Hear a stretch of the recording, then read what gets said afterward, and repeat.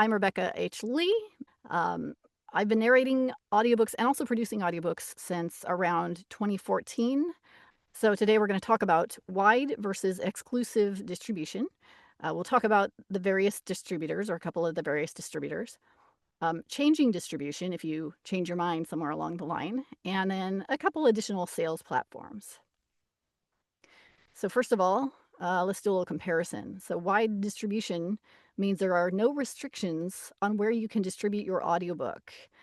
Whereas if you do exclusive, that is with ACX usually, for Audible and iTunes.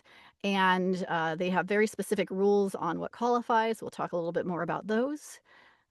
With wide distribution, narrators are generally paid per project or per finished hour. So you pay them once and then you're done. Whereas with exclusive distribution, you can do it the same way. You can do per finished hour, or you can do a royalty share through ACX, or a hybrid, which means a little of both. Maybe you're paying the expenses for the engineering or other expenses, and then just paying them their fee based on your sales. Wide distribution, you can distribute to most retailers, subscription services, and libraries through an aggregate distributor. That means there's a company who's another middleman who's going to take your files and put them out there for all of the different platforms, or many of the different platforms. Whereas Audible has, they're only going to distribute to two platforms, and that's Audible and iTunes. And but they give you an incentive for sticking with exclusive, and that incentive is a higher percentage for the retail. So Audible has, if you go exclusive with them, they're going to give you 40% of the retail sales.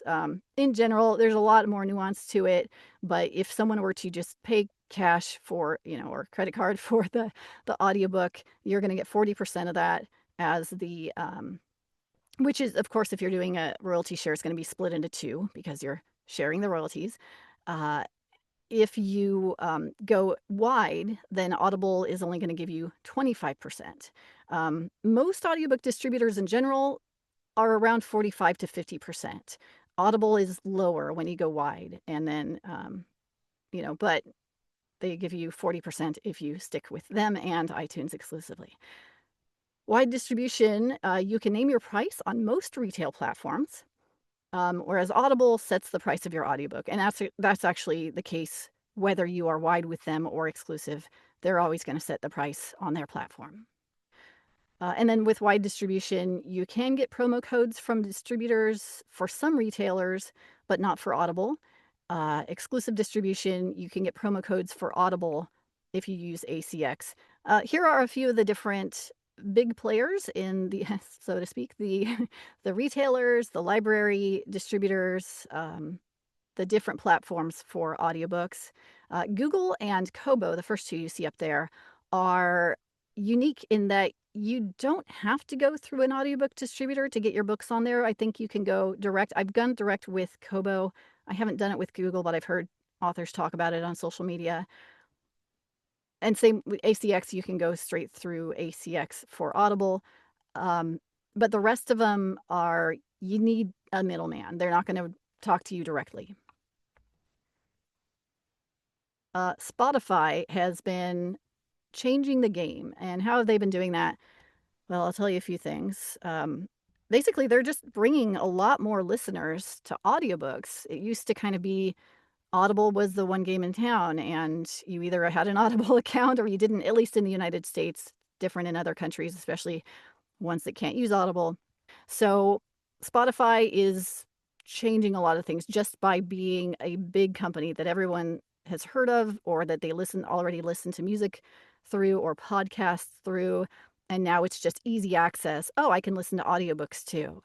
So that some publishers, there were very few publishers that would be exclusive to Audible before, but now there are even fewer because they're going, you know what, everyone's going wide, we better go wide. So this data here comes from the recent sales survey for 2024. 72% of audiobook listeners say that it's important that audiobooks are available on their preferred listening platform. If they are someone who uses Chirp all the time and the audiobook isn't on Chirp, they probably, instead of downloading a new app, they are just going to download a different book. 63% of audiobook listeners value access through their library app. So that's a huge percentage. These are people who otherwise might not want to pay for an audiobook, but they are paying because they are citizens and they're paying taxes, and the library is the one that's actually paying for the audiobook. And then 35% of audiobook listeners have listened to an audiobook on YouTube, up from 27% in 2023. Why is this important? This is something they were talking about during the sales survey, is that piracy is up. And because if the book is on YouTube and you didn't put it there, the people who are listening aren't necessarily going to know that. They're just going to go, hey, it's free here, let's listen to it. Um, I don't know if everyone here checks to make sure that whatever they're listening to on YouTube was put up there by the original owner of the material. Um, but if the audiobook was available free somewhere else, for instance at the library, maybe they wouldn't be going to YouTube in the first place. Or maybe the rights holder, the author, might want to put it up on YouTube. I have heard of authors doing that. I don't know how, some of them say they're very successful. I know as someone who does YouTube videos, it is hard to get an audience on YouTube, but it is possible. So audiobook distributors for wide distribution, like I mentioned before, they mostly are going to take out a percentage, usually around 20% of the sales after the retailer takes their cut. So a few of the audiobook distributors, these are kind of the big ones. Spotify used to be called Findaway. Spotify bought them out. And now in August, they're going to be changing again. So Spotify is still going to handle their own audiobook distribution, but all of the other retailers is going to be handled by InAudio. So I'm not sure exactly how that's going to work. If you distribute through Spotify, InAudio is another company that's going to handle it. Probably not going to change a whole lot, but maybe it will, and that happens August 1st. Only time will tell. ACX only distributes to Audible and iTunes, and then Authors Republic is another one that's kind of like Spotify, aka Findaway, where they distribute to everybody, like 30 or more audiobook distributors. Sorry, audiobook retailers at libraries. And then if you want to change your distribution, so let's say you have a book that's doing pretty well and it's exclusively through Audible and iTunes. And maybe the sales are slowing down and you're like, you know what, maybe if I open this up to a wider audience, I can get some more listeners. So it's better to do that than to go the other way. I wouldn't recommend going wide to exclusive, because then you're just taking away something people have already paid for. If they have, paid to license to listen to your audiobook on Chirp, and then you take away that ability in the first few years, they probably won't be so happy. Now, these distribution contracts are not forever. They're usually 7 to 10 years. So at some point it might be going away if you decide to change it. But and actually, I think you do have to wait those 7 to 10 years. Your title needs to be on sale for 90 days. It used to be a year, and then Audible changed that, ACX changed that. And then you cannot be in a royalty share agreement. Just like when you started the distribution contract, you have to have already paid out your narrator. You do that through ACX generally. Make sure that when you go through your aggregate distributor, you uncheck Audible on the new distributor's website, and you just uncheck the ones that you don't want to distribute to. After a few weeks, your books will be out on those platforms. Just check that there isn't a duplicate copy on Audible. It sounds like I'm talking a lot about wide distribution. There may be some reasons that wide doesn't work for you. So I don't want to make it sound like, wide is the best way. It really depends on your goals. There's no one size fits all method. But if your goals are long term, more than a year, and you have the means to pay a per finished hour rate, or you have multiple narrators in your book or your series, which you can't really do you cannot easily do, at least not through ACX exclusive distribution, because you need to be able to pay them all separately. So wide distribution seems to be the best option for that case, and most audiobooks of most genres. How do you do this? What is the process? Number one, you decide on whether you're going wide or exclusive. Number two, you choose a distributor, or two, if you want to include ACX to get all the available royalties on ACX. Number three, you find a distribution website and enter the info, and you upload your files. They might ask for MP3s. They might ask for FLAC files. I don't know if any of them ask for WAV files, because those are just big. To alleviate any problems in the future, when you are working with your audiobook narrator, if you're working directly with a narrator producer or a production company, ask them for both FLAC and MP3 files. That way you have both. FLAC files are going to be higher quality. MP3s are what Audible requires, ACX requires.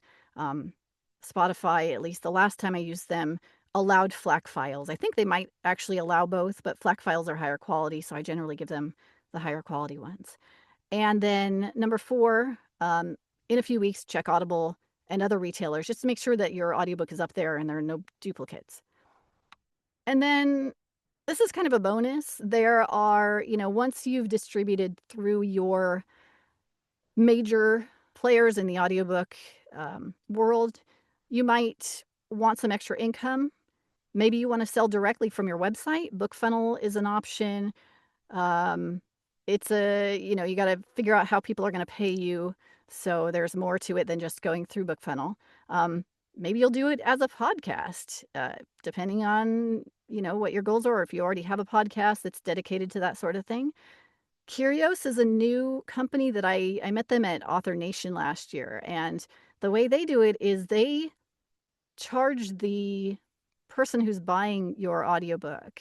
They charge a small fee, and that's the fee. So they're not taking like 20% out.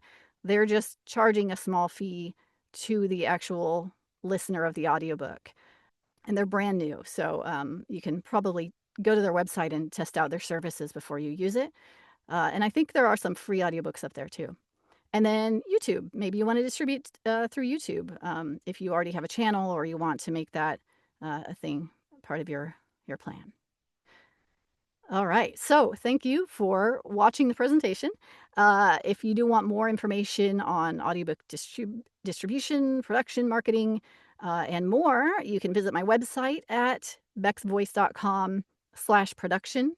You can sign up for my email list to get an audiobook tip of the week delivered straight to your inbox, or you can subscribe to my YouTube channel, YouTube/@RebeccaHLee. I also have my old tips of the week in a playlist, video shorts, so you can just binge them. So, thanks so much for watching.